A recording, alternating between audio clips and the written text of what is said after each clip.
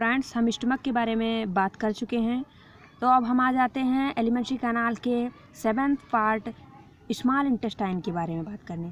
Friends, small intestine की बात करी जाए तो that is most important part of the alimentary canal. ये डाइजेशन के लिए ही नहीं बल्कि एब्जॉर्प्शन के लिए भी बहुत इम्पॉर्टेंट पार्ट है। और फ्रेंड्स, स्मॉल इंटेस्टाइन के तीनों पार्ट्स में से mostly duodenum that is most important part of the all alimentary canal. ये पूरी एलिमेंट्री कैनाल का बहुत ही इम्पॉर्टेंट पार्ट है। जैसा कि फ्रेंड्स हमने फर्स्ट वीडियो में ही बात की थी कि इसमें लगभग 80 to 90% फूड का डाइजेशन होता है। फ्रेंड्स, एलिमेंट्री कैनाल और स्टमक, एलिमेंट्री कैनाल के स्टमक से एनस तक फैला हुआ पूरा पार्ट इंटेस्टाइन कहलाता है। ये लगभग 8 मीटर लंबा और 2 पार्ट्स में डिवाइड होता है। जैसा कि हम जानते हैं small intestine and large intestine. हम बात स्मॉल इंटेस्टाइन की कर रहे हैं। स्मॉल इंटेस्टाइन थोरैकिक कैविटी के मोस्ट एंड अधिकतर भाग को घेरे हुए होती है। ये लगभग, जैसा कि हमने फर्स्ट वीडियो में ही बात की थी, कि ये 6 to 7 मिलीमीटर लंबी होती है और लगभग 3.5 सेंटीमीटर थिक होती है और ये मच क्वाइल्ड होती है। इसमें ऊपर से नीचे की ओर 3 पार्ट्स होते हैं, जैसा कि हम जानते हैं, duodenum, ileum and jejunum. Friends, duodenum बहुत ही इम्पॉर्टेंट पार्ट होता है एलिमेंट्री कैनाल का।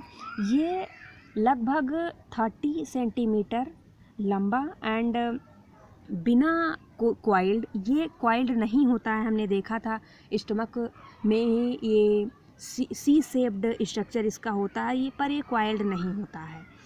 और ये सी शेप्ड मुड़ा हुआ लेफ्ट साइड की ओर मुड़ा हुआ होता है। एंड फ्रेंड्स, इसके आर्म्स के बीच में मीजेंट्री द्वारा सदा हुआ एक पिंक पार्ट पैंक्रियाज होता है। ये इसके नीचे की ओर अपने एक दूरस्थ छोर पर डिओडेनम के मिडिल में खुल जाती है। एलिमेंट्री कैनाल का जो दूसरे भाग होते हैं ये मच क्वाइल्ड होते हैं। ये लगभग 2.6 मीटर लंबी होते हैं, जैसे इलियम है हमारा, जेजुनम है। और जो ये अपेक्षाकृत कुछ मोटा होता है। जो हमारा इलियम है ये लगभग वही 3.6 मीटर लंबा होता है। जो हमारा जेजुनम है ये 2.6 मीटर लंबा होता है और जो हमारा इलियम है ये 3.6 मीटर लंबा होता है। अगर इसके टिश्यूज़ के स्ट्रक्चर के बारे में बात करें, स्मॉल इंटेस्टाइन के टिश्यूज़ के स्ट्रक्चर के बारे में बात करें, तो स्मॉल इंटेस्टाइन की जो वाल होती है ये काफ़ी पतली होती है, ये मोटी नहीं होती है और इस पर सिरोसा का कवर होता है। फ्रेंड्स, स्मॉल इंटेस्टाइन में म्यूकोसा एंड सब म्यूकोसा के मेनी सर्कुलर फोल्ड्स कैविटी में उभरे हुए होते हैं।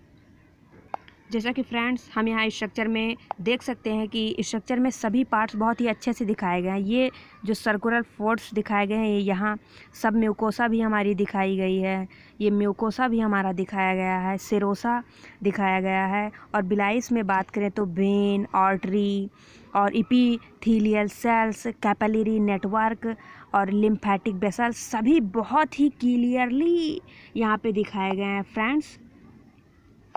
फ्रेंड्स, स्मॉल इंटेस्टाइन में वाल्व्यूली, कैनिवेंटी एंड विलाइज, माइक्रोविलाइज मिलकर हमारे एलिमेंट्री कैनाल के एब्जॉर्प्टिव सरफेस को लगभग 600 गुना बढ़ा देते हैं।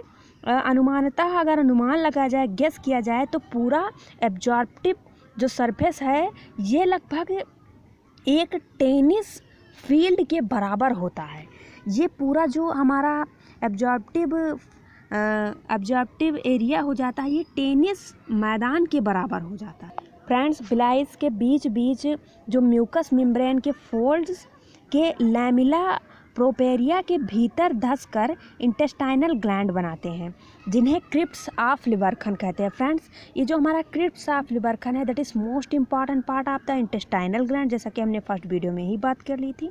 इन ग्लैंड्स के बंद एंड्स पर इपिथीलियमी सेल्स पूरे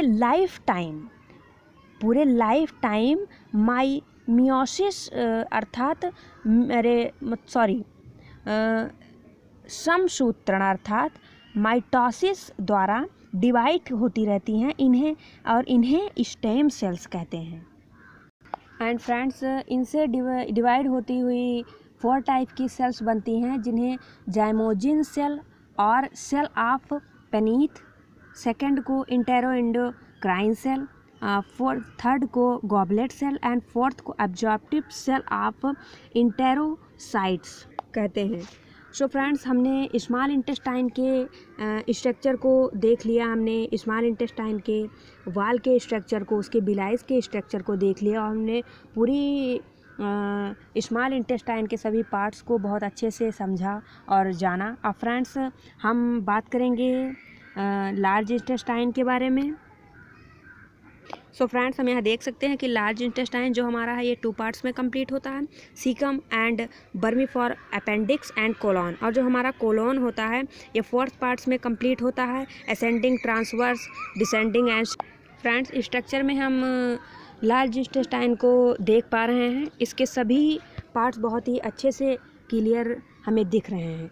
जो हमारी लार्ज इंटेस्टाइन होती है ये हमारे हमारा जो इलियम होता है इसके पीछे खुलती है, जो लगभग 1.5 metre long and 4 to 7 centimetre मोटी होती है।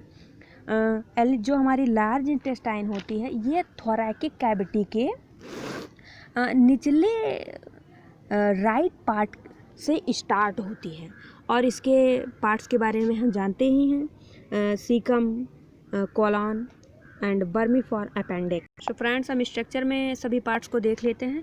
फ्रेंड्स, हमारा यहाँ पे ये कोलॉन दिखाया गया है और यहाँ पे हमारा सीकम दिखाया गया है, सीकम, एंड ये हमारा जो इधर ये अपेंडिक्स, वर्मीफॉर्म अपेंडिक्स। फ्रेंड्स, ये हमारा इलियम दिखाया गया है जो कि स्मॉल इंटेस्टाइन का पार्ट है। और हम सीकम के सभी पार्ट्स के बारे में, कोलॉन के सभी पार्ट्स के बारे में देख ले तो यहाँ पे ट्रांसवर्स सेगमेंट दिखाया गया है, ये हमारा असेंडिंग दिखाया गया है, ये हमारा डिसेंडिंग दिखाया गया है, और ये हमारा सिग्मोइड दिखाया गया है। फ्रेंड्स, हमारा यहाँ पे रेक्टम भी दिखाया गया है। फ्रेंड्स, सीकम के बारे में अगर बात की जाए तो ये इलियम के नीचे स्थित होता है, इलियम के नीचे स्थित होता है सीकम हमारा। ये लगभग 6 सेंटीमीटर पर्स लाइक स्ट्रक्चर होता है। इसके पिछले एंड पर लगभग 9 सेंटीमीटर की एक सॉलिड वॉल की एक ट्यूब निकली रहती है, जिसे हम वर्मीफॉर अपेंडिक्स कहते हैं। जो फ्रेंड्स अभी हमने देखा, ये पूरे सीकम की वाल को पूरे सीकम की वाल में म्यूकस में लिम्फ ग्लैंड्स होती हैं, म्यूकस में लिम्फ ग्लैंड होती हैं। यद्यपि इसकी वाल में कुछ लिम्फ ग्लैंड भी होती हैं। एंड फ्रेंड्स, जिसमें लिम्फोसाइट नामक WBC बनते हैं। जो हमारी सीकम के वाल में कुछ जो लिम्फ ग्लैंड होती हैं, इन्हीं से लिम्फोसाइट हमारी WBC बनती है, जो लिम्फोसाइट जिसे कहते हैं। और इसके बाद भी जो सीकम होता है ये हमारी जो वर्मीफॉर्म अपेंडिक्स होता है ये हमारी एलिमेंट्री कैनाल का एक वेस्टिजियल पार्ट होता है। सो फ्रेंड्स, जान लीजिए कि जो वर्मीफॉर्म अपेंडिक्स होता है इसके वाल में कुछ लिम्फ ग्लैंड्स होती हैं, जिनमें लिम्फोसाइट नामक WBC बनता है। इसके बावजूद भी ये एलिमेंट्री कैनाल का एक वेस्टिजियल ऑर्गन होता है। एंड ये जो हमारा ऑर्गन होता है ये बैक्टीरियाज के इन्फेक्शन के लिए सेंसिटिव, बहुत ही सेंसिटिव होता है। फ्रेंड्स कोलॉन की बात करी जाए तो ये लगभग 1.3 मीटर एक लंबी ट्यूब होती है। ये कॉइल्ड नहीं होती है, फिर भी ये स्मॉल इंटेस्टाइन के घेरे हुए यू शेप्ड होती है। और पूरे कॉलॉन की वॉल में इंटरनल लेयर पर म्यूकस में सीकम की भांति ही म्यूकस ग्लैंड्स होती हैं। सो फ्रेंड्स, हमने लार्ज इंटेस्टाइन के बारे में भी जो भी हमारे हो सकती थी वो हमने जानकारियाँ एकत्र की। अब हम फ्रेंड्स यहाँ पे सीकम का भी एक स्ट्रक्चर देख लेते हैं। सो फ्रेंड्स, यहाँ पे दिखाए गए हैं सारे पार्ट्स हमारे बहुत ही यहाँ पे क्लियर दिखाए गए हैं। हम ये देख सकते हैं ये हमारा इलियम है। जैसा कि फ्रेंड्स हमने देखा कि इलियम यहाँ पे दिखाया गया, ये हमारा वर्मीफॉर्म अपेंडिक्स जो बहुत ही क्लियरली दिखाया गया, ये हमारा सीकम है। और ये हमारा ऑरिफिस ऑफ अपेंडिक्स है। सभी पार्ट्स फ्रेंड्स बहुत ही अच्छे से हमारे क्लियर हो रहे हैं। अब फ्रेंड्स हम एलिमेंट्री कैनाल के 9th पार्ट रेक्टम के बारे में बात करेंगे। ये हमारा फ्रेंड्स एक्सक्रीटरी मटेरियल को बाहर निकालने में या उसे बाहर निकालने के यूज़फुल बनाने में बहुत ही इम्पॉर्टेंट पार्ट प्ले करता है। तो हम अब यहाँ पे रेक्टम एंड एनस के बारे में बात करेंगे।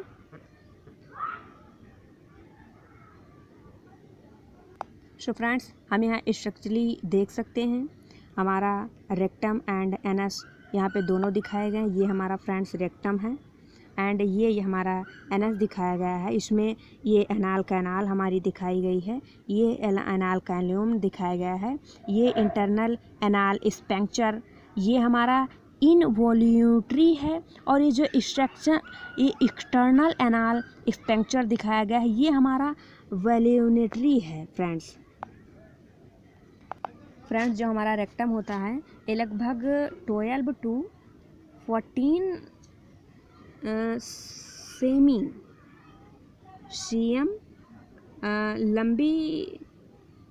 सेंटीमीटर लंबी एक ट्यूब होती है। ये लगभग 12 to 40 सेंटीमीटर लंबी एक कैनाल होती है या ट्यूब होती है। इसके लास्ट में लगभग 4 सेंटीमीटर लंबा एक एनाल कैनाल होता है, जैसा फ्रेंड्स हमने अभी बात की। ये जो हमारा एनाल कैनाल होता है ये एनस के बाहर खुलता है। इसमें 2 एनाल स्पेंक्चर मसल्स होते हैं, ये एनस का कंट्रोल करते हैं। इसमें इंटरनल पार्ट की ओर एक इनवॉल्यूटरी होती है तथा एक्सटर्नल पार्ट की ओर एक वॉल्यूटरी होती है। इंटरनल पार्ट में एनाल कैनाल की म्यूकस में कई लॉन्गिट्यूडनल वर्टिकल फॉल्ट्स होते हैं। इसे एनाल कॉल्यूम कहते हैं, जैसा कि फ्रेंड्स हम बात कर चुके हैं। फ्रेंड्स जो है हमारा एनाल कॉल्यूम होता है, इसी के फूल जाने की वजह से पाइलेस डिजीज़ हो जाती है। फ्रेंड्स जो हमारी म्यूकस मेम्ब्रेन में जो गॉबलेट सेल एंड जो एब्जॉर्प्टिव सेल होती हैं, absorptive cell salts and water का एब्जॉर्प्शन के लिए अडॉप्टेड होती हैं। एंड कोलम एंड सीकम के वॉल्स के बेस पर इंटेस्टाइनल ग्लैंड्स होती हैं, बट ये केवल म्यूकस का ही सिक्रीशन करती हैं। सो फ्रेंड्स, हमने एलिमेंट्री कैनाल के सभी पार्ट्स को बहुत ही अच्छे से स्टडी कर लिया है। अब हम फ्रेंड्स एसोसिएटेड डाइजेस्टिव ग्लैंड्स के बारे में बात करेंगे। फ्रेंड्स एसोसिएटेड डाइजेस्टिव ग्लैंड में जो मेजर ग्लैंड होती है ये हमारा लीवर होता है, पैंक्रियास। तो फ्रेंड्स नेक्स्ट वीडियो में हम लीवर पैंक्रियास के बारे में डीप स्टडी करेंगे। So thank you.